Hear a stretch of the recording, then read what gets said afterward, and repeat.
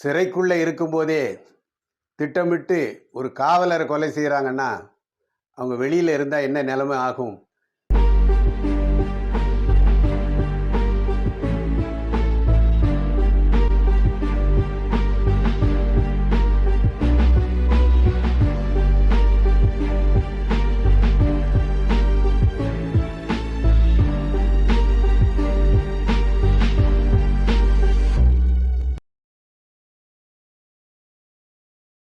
நண்பர்களே, நண்பிகளே, வணக்கம். நான் உங்கள் சிங்கம்பட்டி மாடசாமி. 1998ஆம் வருடம் சென்னையில் ஒரு நாள் மதியம் 12:30 மணிக்கு வண்ணாரப்பேட்டை காவல் நிலையத்திற்கு முன்பு ஒரு ஆட்டோ வந்து நின்றது. காவல் நிலையத்தில் இருந்த சப் இன்ஸ்பெக்டர் கிருஷ்ணமூர்த்தி யார் வருகிறார்கள் என்று உற்று கவனித்தார். ஆட்டோவின் உட்புறம் காக்கி உடையில் ஒருவர் படுத்திருப்பதாக தெரிந்தது. உடனடியாக எழுந்து வந்து பார்த்த பொழுது காவலர் ஒருவர் சீருடையில் கழுத்திலும் தொடையிலும் கத்திக்குத்து காயத்தோடு உயிருக்கு போராடி கொண்டிருந்தார். அவருடைய முகம் சீருடையில் எல்லாம் மிளகாய் பொடி தூவப்பட்டிருந்தது. அந்த நேரத்தில் காவல் நிலைய ஆய்வாளர் காதர் மொய்தீன் ஜீப்பில் வந்து இறங்க அவரும் உதவி ஆய்வாளரும் அதே ஆட்டோவில் ஸ்டான்லி மருத்துவமனைக்கு சிகிச்சைக்காக அழைத்து சென்றார்கள். மருத்துவர்கள் போராடியும் அவரை காப்பாற்ற முடியவில்லை. அழைத்து வந்த ஆட்டோ டிரைவரை விசாரித்ததில் மூலக்கொத்தளம் பாலத்தின் அடியில் தான் வரும்போது உயிருக்கு போராடி கொண்டிருந்த காவலரை காப்பாற்றும் எண்ணத்தில் ஆட்டோவில் ஏற்றி கொண்டு வந்ததாக அவர் குறிப்பிடுகிறார். அவருடைய சீருடை பெயர் பார்த்த பொழுது தனசேகர் என்று இருந்தது. அவருடைய தோள்பட்டையில் அவர் ஆயுதப்படை பிரிவில் பணியாற்றுகிற காவலர் என்கிற வகையில் ஏ என்ற ஆங்கில லெட்டரும் அதனோடு அவருடைய காவலர் எண்ணும் இருந்தது. உடனடியாக எழும்பூரில் உள்ள ஆயுதப்படை அலுவலகத்தை தொடர்பு கொண்டு தனசேகர் என்ன பணியில் இருக்கிறார் என்று விசாரிக்க அவர் சென்னை மத்திய சிறைக்கு கைதிகளில் வழிகாவல் பணிக்கு சென்றிருப்பதாக சொன்னார்கள். சென்னை மத்திய சிறையை தொடர்பு கொண்டபோது அவர் உடல்நலம் இல்லாத கைதிகளை அழைத்து கொண்டு அரசு பொது மருத்துவமனைக்கு சென்றிருப்பதாக தெரிந்தது. அரசு பொது மருத்துவமனை காவல் நிலைய அதிகாரியை தொடர்பு கொண்டபோது தனசேகர் என்ற காவலர் கிருஷ்ணமூர்த்தி என்ற கைதியை வார்டுக்கு அழைத்து சென்றவரை காணவில்லை என்று தேடிக்கொண்டிருக்கிறோம் என்று சொன்னார்கள். அவர்கள் தேடுகிற தனசேகர் தான் ஸ்டான்லி மருத்துவமனையில் உயிரற்று இறந்து கிடக்கிறார் என்பது தெரிய அந்த விவரம் அவர்களுக்கு தெரியப்படுத்தப்பட்டது. இது சம்பந்தமாக ஆய்வாளர் வழக்கு பதிவு செய்தார். இதற்குள்ளாக செய்தி பரவிவிட்டது. மாலை தலைப்புச் செய்தியே இதுதான். இது தலைப்புச் செய்தி மட்டுமல்ல, பரபரப்பான செய்தி மட்டுமல்ல, பயங்கரமான செய்தி. காவலருக்கே பாதுகாப்பில்லை, பட்டப்பகலில் படுகொலை, மக்களுக்கு என்ன பாதுகாப்பு என்று மக்கள் பேசிவிடக்கூடாது என்கிற நிலையில் குற்றவாளியை தேடுகிற பணியில் ஈடுபட்டார்கள். தனசேகர் அழைத்து சென்ற கிருஷ்ணமூர்த்தி என்ன வழக்கில் சம்பந்தப்பட்டவர் என்று பார்க்க அவர் திருவொற்றியூர் காவல் நிலையத்தில் வழிப்பறி வழக்கில் 5 ஆண்டுகள் சிறை தண்டனை அனுபவித்து வருகிறார் சென்னை மத்திய சிறையில் என்று தெரிந்தது. பொதுவாக குற்ற வழக்கிலே இருக்கிற நபர்கள் அவர்களுக்கு நிரந்தரமான ஒரு விலாசம் இருக்காது. சப் இன்ஸ்பெக்டர் கிருஷ்ணமூர்த்தி தன்னுடைய தனிப்படையுடன் அந்த குற்றவாளி கிருஷ்ணமூர்த்தியை தேடி செல்கிற இடமெல்லாம் இப்போ இங்கே இல்லை சார், இப்போ இங்கே இல்லை சார், அப்படி என்கிற பதில்தான் அவர்களுக்கு வந்தது. சப் இன்ஸ்பெக்டர் கிருஷ்ணமூர்த்தி தன்னுடைய காவல்துறை அனுபவத்தின் வாயிலாக கிருஷ்ணமூர்த்திக்கு யார் வழக்கறிஞர், அவன் வழக்குகளை யார் கவனிப்பார் என்று விசாரித்த போது அவர் 7 வெல்ஸ் 7 கிணறு பகுதியில் வசிக்கிறார் என்று தெரிந்தது. அவரை நேரடியாக சந்திக்கலாம் என்று சென்றபோது அவர் வீடு வரை சென்ற சப் இன்ஸ்பெக்டர் அவரை சந்திக்க தவிர்த்துவிட்டு இரவு நேரத்தில் வழக்கறிஞரின் வீட்டு இருக்கிற அந்த தெருவில் தன்னுடைய தனிப்படையினரை சிவில் உடையில் ஆங்காங்கே அமர வைத்துவிட்டு தானும் வழக்கறிஞர் வீட்டிற்கு முன்புள்ள எதிர் திண்ணையில் லுங்கி கட்டி படுத்துக்கொண்டார். இரவு 2 மணிக்கு ஒரு ஆட்டோ வந்து நின்றது. ஆட்டோவிலிருந்து ஒருவன் இறங்கினான். அவன் வழக்கறிஞர் வீட்டுக்கு அழைப்பு மணியை போய் அழுத்தினான். வழக்கறிஞர் வீட்டிற்குள் மணி அடிக்கிற சத்தம் கேட்டது. அந்த நேரத்தில் மின் தடையின் காரணமாக தெருவிளக்குகள் அணைந்தன. இந்த நேரத்தில் வழக்கறிஞரை தேடி வருகிறவன் நாம் தேடுகிற ஆளாகத்தான் இருக்கும் என்கிற உறுதியோடு தன்னுடைய படையுடன் அவனை சுற்றி வளைத்து பிடித்தனர். இந்த நேரத்தில் அழைப்பு மணி சத்தம் கேட்டு யார் என்று வழக்கறிஞர் வெளியே வர, ஐயா உங்களை தான் தேடி வந்த, என்னை பிடிச்சிட்டாங்க ஐயா அப்படின்னு அந்த ஆள் கத்துனான். வழக்கறிஞர் சப் இன்ஸ்பெக்டர்கிட்ட, என் வீட்டுக்கு வந்தவனை நீங்கள் எப்படி சார் பிடிக்கலாம் என்று வாக்குவாதம் செய்ய ஆரம்பித்தார். இந்த நேரத்தில் வாக்குவாதம் தேவையில்லாத ஒன்று, தவிர்க்க வேண்டிய ஒன்று என்று சாமர்த்தியமாக சப் இன்ஸ்பெக்டர் அந்த நபரை ஆட்டோவில் ஏற்றிட்டு அங்கிருந்து கிளம்பினார். பிடிப்பட்ட நபர் விசாரணையில் பிடி கொடுக்கவில்லை.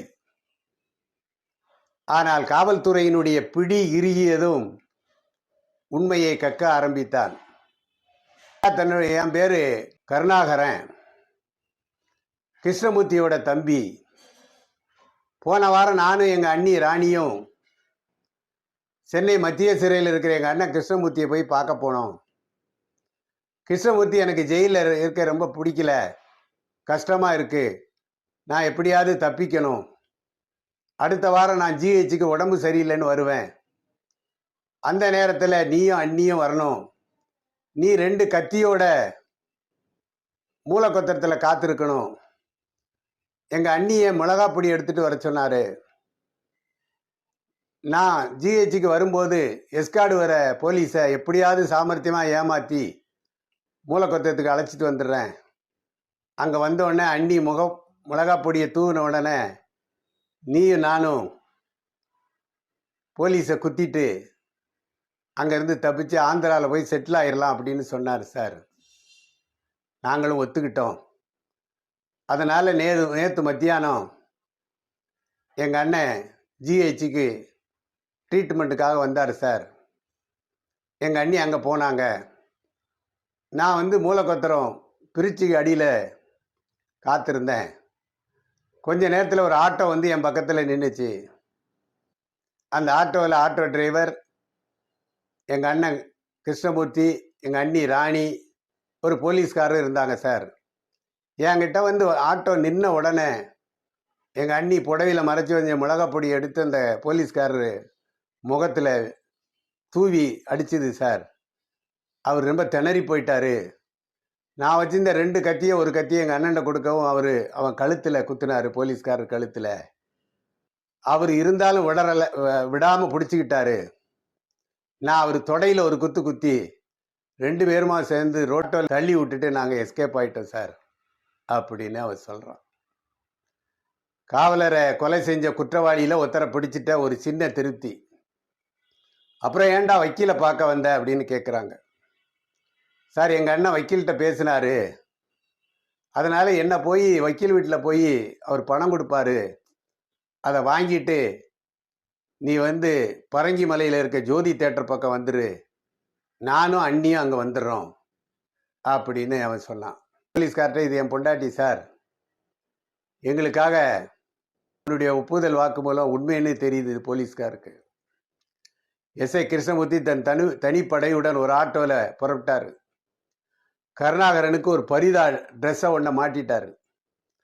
இன்னொரு ஆட்டோவில் இன்ஸ்பெக்டர் காதர் மைதீன், அவர் பார்ட்டியோட 2 ஆட்டோவும் பரங்கிமலை ஜோதி தேட்டரில் போய் நின்றுச்சு. தேட்டர் வாசலில் ஒரு 100 பேர் கூட்டம், ரசிகர்கள். இந்த நேரத்தில் உயர் அதிகாரிகளிடமிருந்து ஃபோன், என்னாச்சு, குற்றவாளி என்னாச்சு, பிடிச்சாச்சா, இதே கேள்விதான் மாறி மாறி. அந்த அந்த துடிப்போட போலீஸ் பட காத்திருந்துச்சு. ஒரு ஆட்டோ வந்து டப்ப டப்ப டப்பன்னு சத்தத்தோட வந்து நின்றுச்சு. அதுலேருந்து ஒரு லேடி இறங்குனாங்க. கருணாகரன் சார், அதான் சார் எங்கள் அண்ணி ராணி அப்படின்னு அவன் அடையாளம் காட்டினான். கருணாகரனை தான் ராணி தேடுறான்னு நல்லா தெரிஞ்சு போச்சு. 10 அடி தூரத்தில் தான் கருணாகரன் இருக்கிறான். ஆனால் பர்தாவில் இருக்கிறதுனால அவனை கண்டுபிடிக்க முடியல. இந்த நேரத்தில் ராணியை பிடிச்சா அந்த கூட்டத்தில் ஏதாவது பிரச்சனை ஏற்படுத்த எங்கேயாவது தூரமாக பதுங்கி இருக்கிற கிருஷ்ணமூர்த்தி ஓடிடுவான். அதனால் அவனை மீண்டும் பிடிக்கிறது கஷ்டங்கிறதுனால கொஞ்ச நேரம் வெயிட் பண்ணாங்க போலீஸ். கருணாகரனை காணலோடனே ஆட்டோவில் ஏற போச்சு ராணி. தனிப்பட ஒரே சுற்றி வளைச்சி பிடிக்கவும் காவலருடைய கையை கடித்து அங்கே ஆர்ப்பாட்டம் பண்ண அந்த அம்மாவை ஏற்றிக்கிட்டு ஆட்டோ கிளம்பிச்சு. ராணி உண்மையை சொல்ல ஆரம்பித்தா. சார், நானும் என் மச்சினனும் சென்னை மத்திய சிறையில் என்னுடைய கணவரை பார்க்க போனேன் சார் 1 வாரத்துக்கு முன்னாடி. அவர் உன்னை பிரிஞ்சு இருக்க முடியல, எனக்கு ஜெயில் வாழ்க்கை பிடிக்கல, நான் எப்படியாவது தப்பிக்கணும், அடுத்த வாரம் நான் ஜிஹெச்சுக்கு வரேன், நீயும் அங்கே வந்துரு, எங்கள் மச்சினனை 2 கத்தியோட மூலக்கொத்தத்தில் காத்திருக்க சொன்னார். நான் வந்து நேற்று ஜிஹெச்சுக்கு போனேன், வீட்டுக்காரர் அங்கே ட்ரீட்மெண்ட்டுக்காக வந்தார் சார். ஒரு போலீஸ்காரர் அவரை ட்ரீட்மெண்ட்டுக்கு கூட்டி போனார். மூலக்கொத்தத்தில் ஒருத்தன் 40,000 ரூபா தரணும் சார். என் ஒய்ஃபு போய் கேட்டால் பணம் கொடுக்க மாட்டேங்கா சார், ஒரு சின்ன ஹெல்ப் பண்ணுங்க சார் அப்படின்னு அவர் போலீஸ்கார்ட்ட கேட்டார். அதுக்கப்புறம் அவருக்குள்ளே என்னமோ பேச்சுவார்த்தை நடந்துச்சு, எனக்கு அது என்னன்னு தெரியல. கொஞ்ச நேரம் கழித்து ஒரு ஆட்டோ வந்துச்சு. அதில் நான், எங்கள் வீட்டுக்காரரு, அந்த போலீஸ்காரர் 3 பேரும் அந்த ஆட்டோவில் ஏறணும். ஆட்டோ வந்து மூலக்கொத்தரம் பிரிட்ஜுக்கு அடியில் போனவுடனே எங்கள் மச்சினை அங்கே நின்றுக்கிட்டு இருந்தார் சார். அவர் பக்கத்தில் போய் ஆட்டோ நின்ன உடனே நான் என் கணவர் ஏற்கனவே சொன்ன மாதிரி சைகை காட்டவும் புடவையில் மறைச்சி வச்ச மிளகா பொடியை எடுத்து அந்த போலீஸ்காரர் மூஞ்சியில் தூவினேன் சார். அவர் திணறி போயிட்டார். என் மச்சினை கொடுத்த கத்தியை வாங்கி எங்கள் வீட்டுக்காரர் போலீஸ்காரர் கழுத்தில் ஒரு குத்துனார் சார். இருந்தாலும் அந்த போலீஸ்காரர் விடலை சார். என் மச்சினை அவருடைய தொடையில் குத்தவும் 2 பேருமா சேர்ந்து அவரை கீழே தள்ளி விட்டுட்டு நாங்கள் 3 பேரும் போயிட்டோம் சார். அப்புறம் பேப்பரில் பார்த்த பிறகு போலீஸ்காரர் இறந்துட்டாருன்னு தெரிஞ்சுது. போலீஸு கண்டிப்பாக தீவிரமாக தேடும். அதனால் நாங்கள் ஏற்கனவே ஜோதி தேட்டருக்கு வரோம்னு சொன்னதை மாற்றி நீ மட்டும் போய் மச்சினனை கூட்டு வா அப்படின்னு சொல்லி எங்கள் வீட்டுக்காரர் அனுப்புனார் சார். அதான் கருணாகரனை தேடி இங்கே வந்தேன், நீங்கள் பிடிச்சிட்டீங்க சார் அப்படின்னு அவர் சொல்கிறார். சரி, இப்போது வீட்டுக்காரர் எங்கே அப்படின்னு கேட்டப்போ, சார் எங்கள் அப்பா வந்து மணப்பாக்கத்தில் ஒரு லேத் பட்டறையில் வாட்ச்மேனாக இருக்கார், அந்த லேத் பட்டறை பக்கத்தில் ஒரு குடிசை இருக்குது சார், அதில் கிருஷ்ணமூர்த்தி இருக்கார் சார் என் வீட்டுக்காரர் அப்படின்னு அந்த அம்மா சொல்லு. போலீஸு தாமதம் செய்யாது மணப்பாறைக்கு அந்த தனிப்பட போகுது. அந்த குடிசை இருக்க தூரத்தில் இங்கேருந்து நடந்து போகும்போது ஒரு மணல் பகுதியை கடந்து போகணும். யார் வந்தாலும் அந்த குடிசையிலிருந்து பார்த்தா தெரியும். அந்த வகையில் மணலில் போலீஸ் நடந்து போகும்போது எதிர்பார்த்தபடி குடிசையில் இருந்த கிருஷ்ணமூர்த்தி பின்பக்கமாக ஓட ஆரம்பித்தான். போலீஸ்கார கோட்டீஸ்வரன் அவரை விட டபுள் மடங்கு ஓடக்கூடிய திறமை படைச்ச ஆள். அவர் ஓடி லேத்து பற்ற பக்கம் இருந்த ஒரு இரும்பை தூக்கி சுழட்டி வீசவும் அவன் காலுக்கு இடையில மாட்டிக்கிட்டு அவன் கீழே விழுந்துட்டான். கிருஷ்ணமூர்த்தியை போலீஸு பிடிச்சிட்டாங்க. அவனை விசாரித்தப்போ, சார் 5 வருஷம் சிறைக்குள்ளே போட்டாங்க சார், 2 வருஷம் ஆயிடுச்சு, இதுக்கு மேலே என்னாடி என் ஒய்ஃபை பிரிஞ்சிருக்க முடியல, நான் எப்படியாவது தப்பிக்கணும்னு பிளான் பண்ணேன், அதனால தான் என்னை பார்க்க வந்த என் மனைவி ராணிட்டையும் என்னுடைய தம்பி கருணாகரன்ட்டையும் தப்பிக்கிறதுக்கு பிளான் பண்ணேன் சார். ஜிஹெச்சுக்கு நேற்று கூட்டு வரும்போது போலீஸ்கார்ட்ட அங்கே வந்த என்னுடைய ஒய்ஃபை அறிமுகப்படுத்தி, சார் மூலக்கொத்தத்தில் ஒருத்தன் 40,000 ரூபா தரணும், ஒய்ஃப் போய் கேட்டால் கொடுக்க மாட்டேக்கான், நீங்கள் கூட வந்தீங்கன்னா ஒரு 5 நிமிஷம் தான் சார், மூலக்கொத்தரை போய் அந்த பணத்தை வாங்கி கொடுத்துட்டு நம்ம திரும்பிடலாம் சார், அப்படியே ஜெயிலுக்கு போயிடலாம் சார், நான் உங்களுக்கு பணம் தரேன் சார் அப்படின்னு சொன்னேன். அவர் கொஞ்ச நேரம் அப்படி யோசிச்சார். அதுக்கப்புறம் ஒத்துக்கிட்டாரு.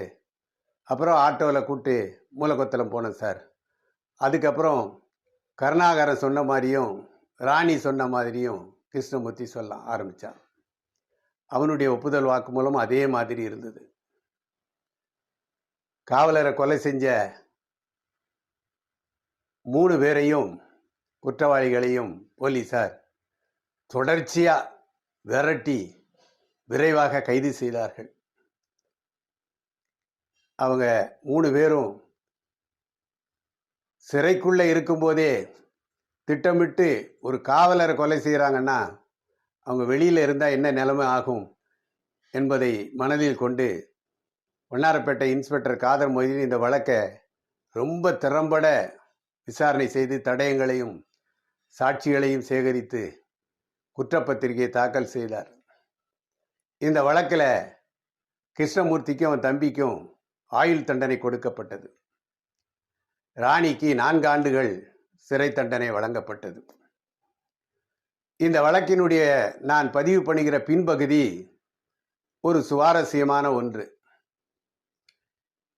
இவ்வழக்கில் ஆயுள் தண்டனை அடைந்த கிருஷ்ணமூர்த்தி பல வழக்குகளில் சம்பந்தப்பட்டவன். அவனை வாரத்துக்கு ஒரு முறை ஏதாவது ஒரு கோர்ட்டில் வழிகாவல் மூலமாக ஆஜர்படுத்தி கொண்டே இருப்பார்கள். இந்த சிறைக்கு சென்ற ராணி 4 ஆண்டுகள் தண்டனை வாங்கினதுனால அப்பீல் பெயிலில் வெளியில் இருந்தார். ஒரு முறை கிருஷ்ணமூர்த்தி உயர்நீதிமன்ற வளாகத்தில் உள்ள ஒரு நீதிமன்றத்திற்கு ஆஜர்படுத்துவதற்காக அவனை காவலர்கள் அழைத்து வரும்போது அவன் ஒய்ஃபு ராணி அவனை பார்க்கறதுக்காக அங்கே வந்தா. அங்கே அவனை பார்த்து பேசிவிட்டு அவனுக்கும் வழிகாவல் வந்த காவலர்களுக்கும் இளநீ வாங்கி கொடுத்தான் அந்த அம்மா. இளநியை குடித்த கொஞ்ச நேரத்தில் காவலர்கள் எல்லாம் மயக்கமடைந்து விழுந்து விட்டார்கள். கிருஷ்ணமூர்த்தியும் ராணியும் அங்கிருந்து எஸ்கேப். இது அவனுடைய 2வது காவல் கட்டுப்பாடில் இருந்து தப்பிச்சது. இவனை கைது செய்த எஸ்ஐ கிருஷ்ணமூர்த்தி பதவி உயர்வு பெற்று நுங்கம்பாக்கம் இன்ஸ்பெக்டராக பொறுப்பேற்றுக் கொண்டார். அவர் ஒரு நாள் இரவு ரோந்து பணி போகும்போது சைதாப்பேட்டை காவல் நிலையத்தை போய் செக் பண்ண போறாரு. காவல் நிலையத்தில் சில பேரை சந்தேக கேஸில் பிடிச்சி வச்சிருக்காங்க. இவர் உள்ள நுழைஞ்ச உடனே அந்த சந்தேக கேஸில் பிடிச்சி வச்சிருந்த நபர்களில் ஒருத்தன் தலையை குனிஞ்சுக்கிட்டான். யாரா அவன், என்னை பார்த்து தலையை குனிறான், கொஞ்சம் எந்தி பார்க்கலாம் அப்படின்னு பார்த்தா அவன் தான் கிருஷ்ணமூர்த்தி, உயர்நீதிமன்ற வளாகத்தில் தப்பித்த கைதி.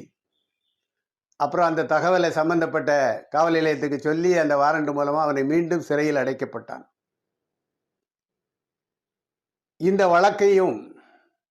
இந்த வழக்கில் குற்றவாளியாக தண்டனை அடைஞ்ச கிருஷ்ணமூர்த்தியினுடைய தனி செயல்பாட்டையும் நான் என்ன சொல்ல விரும்புகிறேன்னா, இன்றைக்கு காவல் பயிற்சி பள்ளியில் பயிற்சி பெறுகிற காவலர்கள், உயர் பயிலகத்தில் பயிற்சி பெறுகிற அதிகாரிகள் அனைவருக்கும் இந்த வழக்கை ஒரு பாடமாக வைத்து வழிகாவல் எப்படி செய்ய வேண்டும், எப்படி செய்யக்கூடாது என்பதை எடுத்துரைக்கலாம். இதில் இன்னும் ஒரு செய்தி என்னவென்றால், வழிகாவல் செய்ய வேண்டிய முறையில் செய்யவில்லை என்றால் சம்பந்தப்பட்ட காவல்துறையினர் மரணத்தை கூட எதிர்பார்க்க வேண்டியது இருக்கும். காவலர் தனசேகரன் ஒரு பாடி பில்டர், கால்பந்தாட்ட வீரர். அவரை பார்த்தா மீண்டும் பார்க்க தூண்டும் ஒரு தோற்றம் இருக்கு. எந்த ஒரு காவல்துறையினரும் பணி நேரத்தில் இறந்து போனா அரசு அந்த குடும்பத்தினருக்கு சில உதவிகளை செய்யும். ஆனால் தனசேகர் தன்னுடைய பணியிலிருந்து தவறிவிட்டதால், பாதை மாறி சென்று விட்டதால் அவருக்கான அரசு உதவி எதுவும் அந்த குடும்பத்திற்கு கிடைக்கவில்லை என்ற ஒன்றினையும் நான் இங்கே பதிவு செய்ய விரும்புகிறேன். ஆகவே இதனை நிச்சயமாக பயிற்சியில் பயன்படுத்தி கொள்ளலாம் என்று கேட்டு, இந்த புலன் விசாரணை உங்களுக்கு நிச்சயமாக பிடித்திருக்கும் என்று நம்பி இதனை உங்களுக்கு பிடித்தவர்களுக்கு பகிர்ந்து கொள்ளுங்கள் என்று கேட்டு, இதுபோன்ற புலன் விசாரணையை கேட்டு தெரிந்து கொள்ள என்னுடைய யூடியூப் சேனல் சிங்கம்பட்டி மாடசாமியை தொடருங்கள் என்று கேட்டு உங்களிடமிருந்து விடைபெறும் சிங்கம்பட்டி மாடசாமி.